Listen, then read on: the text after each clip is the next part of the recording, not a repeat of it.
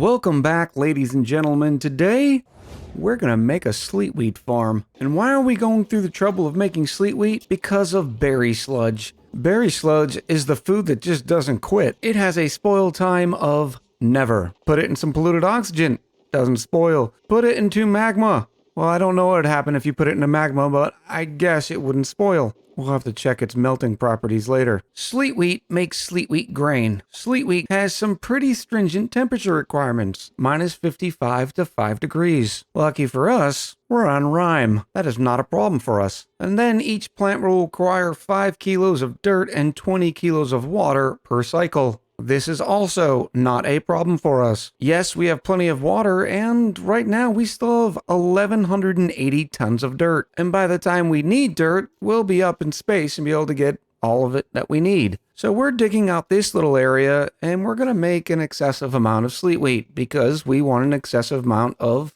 berry sludge. We're having problems with critters though. This beta hive, who's been refining uranium ore for just about ever, still not spitting out any enriched uranium. Remember, beta hive counts as a critter. This beta hive here, a fairly new beta hive, also not collecting any uranium ore. This is one of our new beta hives. It's been around for probably 10 cycles, maybe 15. Still no ore, which means no enriched uranium. And I think the problem has to do with these dastardly little fellows. Now the game has a problem calculating how many critters are in here, but my guess is 86. The reason why it is a problem is because the entire map is one continuous room, and this power plant is actually not separated into rooms. So to start off with, I think we're going to have a small culling of sorts. Let's see, what's that key? Oh yes, T. Oh, I'm sorry guys, this is gonna hurt me more than it's gonna hurt you. I'm hoping by having a mass culling of slicksters that maybe some of the critter mechanics will start working a little bit better. It also got me thinking that we probably need to set this up as a separate ranch and then do something with all the excess slicksters instead of allowing them to continuously reproduce. Because right now, we're dealing with an infinite slickster farm. Because these slicksters are only glum and not cramped, they're still reproducing. Now they're only reproducing at 1% per cycle because their needs are not being met because their tamed critters are not being groomed. They live for 150 cycles, which means each one of these critters will at least lay 1 egg before they die. And it's a long time before they die because there is no problem with giving them enough carbon dioxide. We stopped pumping out the excess gases from out here and started pumping the excess gases from up here to get rid of all the natural gas and all the other stuff. We can actually stop doing that now. There we go.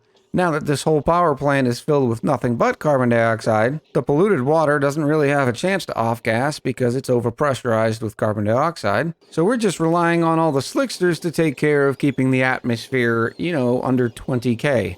This means that all these slicksters can eat just as much as they want to. You add 90 or so slicksters to about 50 stone hatches, in about 50 bees and beta hives, it's probably taking a toll on the critter side of the simulation. Hence the reason these bees just aren't working and these beta hives aren't collecting. I also wanted to highlight the fact that the hydrogen vent is back into business. There was some healthy discussion in the comments on whether or not this was necessary. Well, I believe it is. And you can tell by the way this looks now. You can see that this room is already at 130 degrees. Both the steam turbine and the thermo aqua tuner are doing their job in keeping it somewhat regulated. You're like, Echo, it doesn't matter, just let the steam get as hot as it needs to be, and then just pump the hydrogen. Well, we're running the steel gas pump. As soon as it gets above 275 degrees in this room, which it eventually would, the steel gas pump would start breaking. Now, we probably don't need the thermo aqua tuner. That's for sure. But without the thermo aqua tuner, the steam turbine is just going to keep getting hotter and hotter and hotter.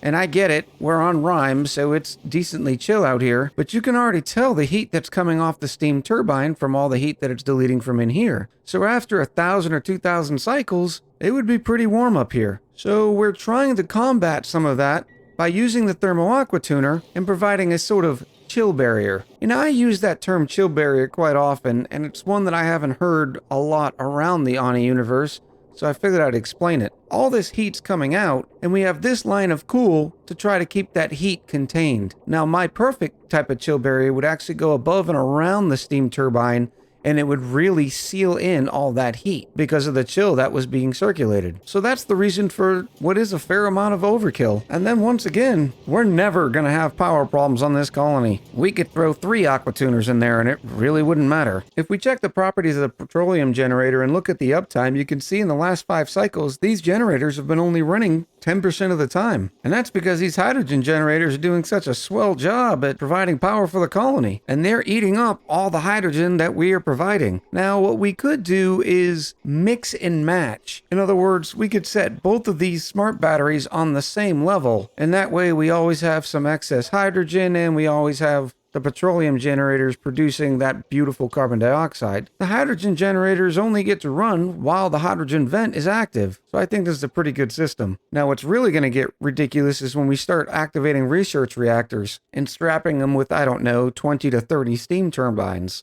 That's going to be beautiful. I mean, as it is, I don't think these natural gas generators have turned on in quite some time. You can see our natural gas geyser is blocked up at 5 kilos. We have 22 gas reservoirs completely full. Even our oil wells, because the natural gas is so backed up, there's 108 kilos worth of natural gas in each tile here. 45 in this one, probably because it's closer to the source, and 44 in this one. The question is, what do we do with all of our excess slickster eggs? I want to turn them into barbecue, but I'm not sure the best way of doing that. Because one problem with slicksters is we can't actually drown them. And the long-hair slicksters have a livable range of -5 to 90. And we don't create too many long-hair slicksters, but we create enough. Otherwise, we would just put the slicksters into some cold and be done with it. Yeah, we could put the slicksters up here at -27 degrees, and that would work. It would take them out of their livable range, they would die. That'd be an awfully long way to go collect the meat. I could drop them in a bucket of magma, that would work. Or maybe just put them into some really cold petroleum. But where would be convenient? Maybe we turn this area into sort of an extended kitchen, like a pantry of sorts. In fact, maybe we put our sleet wheat farm down here, have a thermo aqua tuner that regulates the temperature, and whilst at it, makes a nice freezer box that we can kill slicksters in. All right, this is what I have so far. This is going to be a chill tank. We're only going to fill it about halfway up with water. The other half is where our slicksters will live, freeze, turn into meat, and then we'll have an auto sweeper in there to take the meat out. This is also where we're going to be able to provide some of the cooling for our beautiful sleet wheat farm. I suppose I got to build a couple more ladders to get in there. Now, because I haven't spoken about this in a little while, and because there were some comments requesting some further explanation about a thermo aqua tuner and how it works, we're going to go into a little bit of detail. Now, this is not going to be a full-on tutorial. I hope to do that one day too, but I at least wanted to highlight what a thermo aqua tuner does. By definition, the thermo aqua tuner cools the liquid pipe through it, but outputs heat in the immediate vicinity. What this means is, when you connect it with a liquid pipe, anything that goes through it is going to get cooled down. So let's pretend we have this thermo aqua tuner right here. This is all you really need to do to make that work. You bring liquid in, thermo aqua tuner does its magic, and then spits out the same liquid 14 degrees colder. And it heats up this area around here. So what we do is we put them in tanks full of steam. That way, that heat has something to inject into. And then we put a steam turbine on top to be able to take that heat, destroy it, and I put destroy into quotes, and that way your thermo aqua tuner doesn't eventually overheat. Because even made out of steel, they still would overheat and break at 325 degrees. Now you might also be wondering about this bridge here. We could strap a thermo aqua tuner right here, and it would constantly chill this liquid coming in by 14 degrees, and it would just keep going on and on forever. But in our use case here, we're actually making it a loop. And let's say that we put water in here. Water comes in, let's say 28 degrees. Well, it would go out 14, come around, it'd probably gain some heat, and then it would come back in at maybe 20 degrees. And then it would be lowered to 6. And eventually, it would keep going around and around, and the thermo aqua tuner doesn't care. It'll just keep chilling it by 14 degrees. When water, for instance, gets below 0, it freezes and then would break your pipes. So we keep the water going around and around in a circle, and we tell the aqua tuner to turn off once the liquid inside the pipes is below a certain temperature. This way, we prevent it from being frozen. You could still do this on the loop without the bridge. The problem is when the thermal aqua tuner's not running, the water would just sit in these pipes. And if it's just sitting in these pipes, it's not doing what it's supposed to do. And in our use case, cooling down the steam turbine, and then also cooling down our cold box. So that's the reason we connected to a bridge. It's going to take you a few times to get the piping correct on a thermal aqua tuner, but eventually it'll become second nature. You want your liquids to come in the in port of the aqua tuner. Then, if the aqua tuner is not going to be running, in other words, if the liquid's already too cold, it'll bypass this input and go to the input of the bridge and hop over and then continue on its way. Well, if it is running, we still want it to pass through. The liquid will then come out of this output and we connect it through this side of the bridge. So I hope that helps a little bit with some very basic thermal aqua tuner mechanics. The last thing I just want to remind you is it does take 1200 watts. So the less you're running it, the better, because it is a beast when it comes to eating power. So far, this is what I have for our basic farm setup for our Sleet wheat. We have our hydroponic farms here. We have some auto sweepers that'll stay within range of some dirt boxes. And I'm putting in some deodorizers just to kind of clean it up. And then we're surrounding the whole farm by insulated tiles. That way it'll help contain the temperature a little bit. I suppose I don't need a storage bin here because these two will work off of this bin. These two will work off of this bin.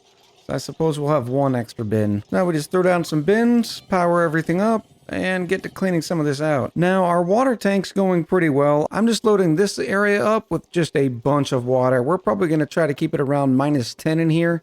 You can see we have an auto sweeper and a conveyor loader, and that's going to be to take all the meat as the slicksters die, and its job will be to send that meat all the way to the deep freezer. This conveyor chute's going to be actually what drops off all the slickster eggs. Now we're going to do this in steps because I don't want duplicates to get in here, because anytime a dupe would open the door, it would just inject more heat, so I'd rather just seal this up and forget about it. So we're actually going to do this in 2 stages. Up here, once we convert this into another slickster ranch, it's going to send all the eggs first, probably to somewhere over here where we have the incubators. And then there'll be 2 priorities. The first and highest priority will be to load the incubators.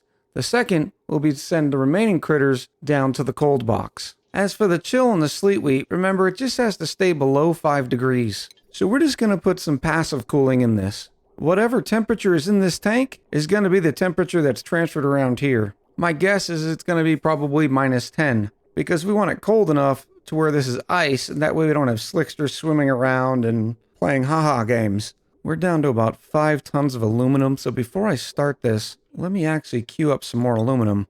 We have 66 tons of aluminum ore left, so let's do up a quick 99. And then we can just take our aluminum radiant liquid pipes and just start the business of going around in a circle. I suppose it should probably be lower to the plants. I think we've done this before, and it actually works out better when it's lower. We will need to put a bridge here because the liquid pipe going through the hydroponic tile, and then we can continue on the way.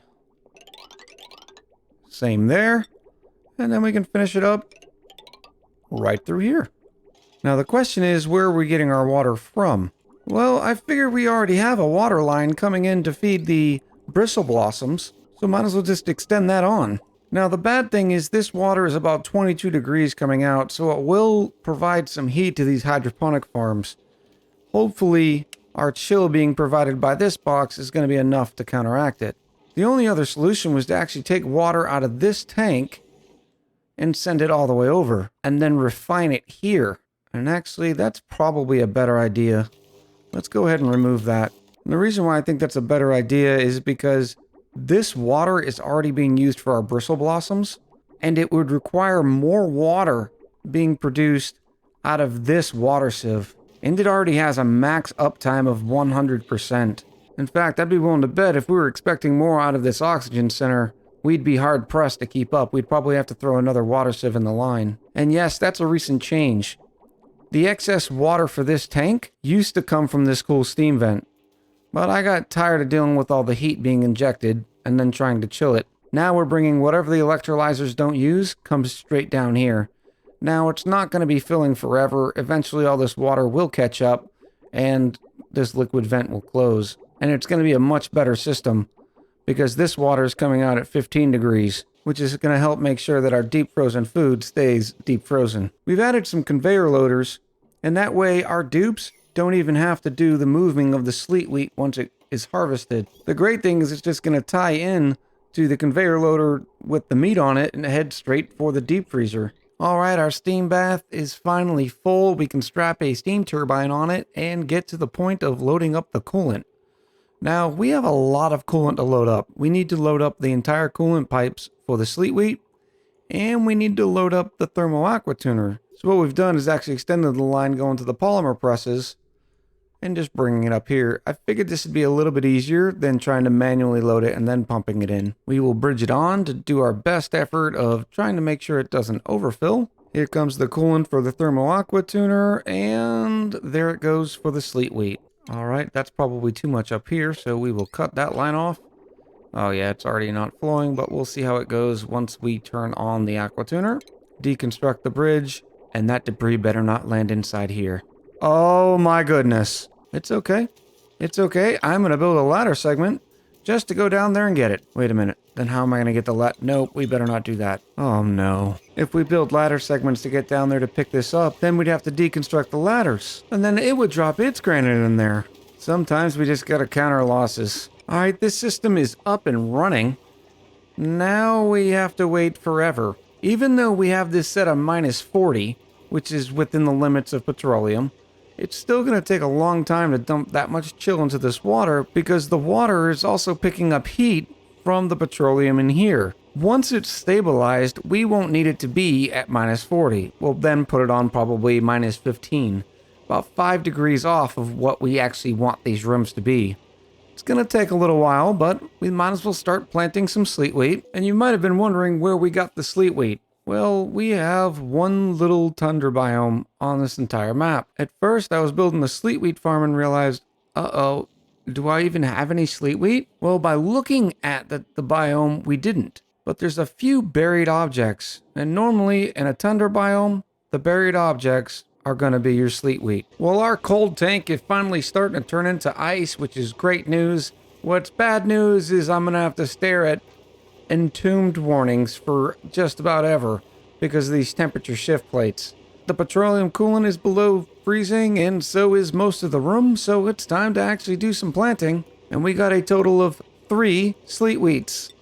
So it's going to take just a little bit to propagate. But when it does, we're going to have all the sleet wheat grain that we can handle. And now that we know what sleet wheat is, we can go back to the conveyor loaders, think it's under cooking ingredient, there it is, sleet wheat grain, and then copy the settings to all 6 conveyor loaders. The dupes are still behind on some of their chores, so we don't have a lot of dirt in these quite yet, which means these hydroponic farms also still need the dirt, slowly but steadily. But the good news is now that this is turned to ice, we can start dropping eggs in here. For that, we've ran a shipping line all the way from our beautiful Slickster area. I decided against running 2 for now because it seems like we're having a lot of critter problems. So let's just keep it on 1 ranch for now. But the way we're going to do this is keep the incubators on 5, so they will always have the larva eggs first. But all the other eggs are going to be sent into this conveyor loader. And here they go. And all of our eggs are being dropped off here. Right now we have a total of 18. And when they hatch, it's going to be too cold in here. And because it'll be too cold in here, all of our slicksters will turn to meat relatively quickly. And we do need it to be awfully cold pretty quickly, because I realized there's nothing but oxygen in here, which means the long hair slicksters are going to consume the oxygen, and eventually it'll make this a vacuum, which means we won't be transferring much temperature. If we need to, we can break into there and add some polluted oxygen or some other gas. That way the slicksters aren't going to consume any of it.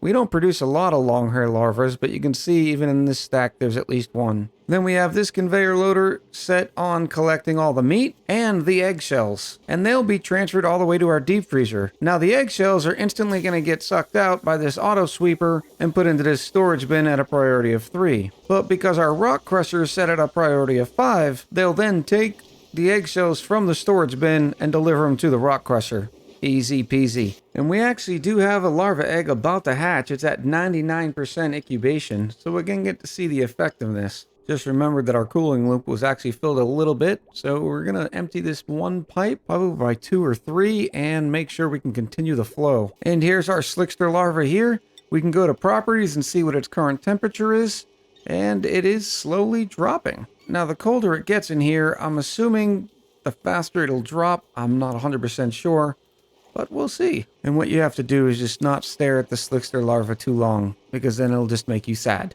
Alright, we're starting to get some other bugs too. This Thermo aqua tuner is not wanting to run, but every few cycles. And you can see the ambient temperature is obviously above -15 because it's only -1. So it should be sending a green signal. But it's not, it's sending a red signal. I'm going to have to restart really quick. So apparently it was just a graphical glitch on the current ambient temperature. As soon as I changed the temperature here, it updated it here and it apparently was still sitting at -15. Well, there's our first 3 sleet wheats. Now, sleet wheats take 18 cycles to grow, so this is not exactly going to be a quick process. Most of our farmers are pretty skilled up, so they should be able to get a seed out of most every harvest. I also wanted to show you a small system I put into place because one thing with sleet wheat farms, you always have to worry about the water freezing in the pipes. And because it's so cold outside, and it's going to be chilly in here, we run the risk of the water actually freezing. So in order to prevent it, we put a little bit of automation into play. We have a liquid shutoff valve controlled by 2 thermosensors. And anytime these thermosensors emit a green signal, it turns the liquid valve on and starts sending coolant back through. These thermosensors are set at above 2 degrees.